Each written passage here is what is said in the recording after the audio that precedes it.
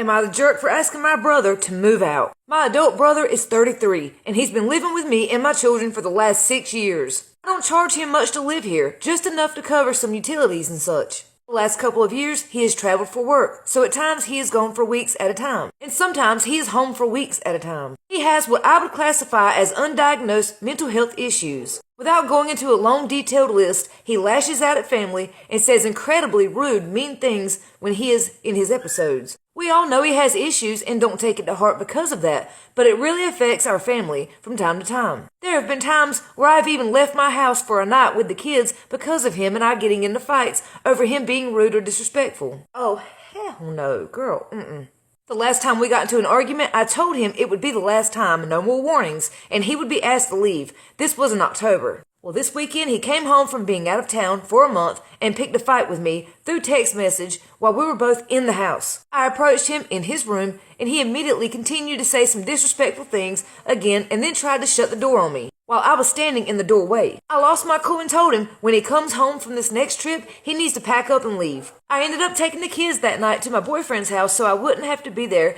and see him anymore. He was leaving the next morning for work. So am I the jerk for asking him to actively plan to move out when he gets back? My mother is incredibly furious at me, saying that I am not being reasonable, saying that he needs 3 to 6 months to find a place to live. I don't think I'm being unreasonable given that he has had warnings, but now sometime I feel like I'm the bad guy. I've excused his behavior for years, but I've had enough. Girl, are you kidding me? You're having to pack your kids and your stuff and leave your own house?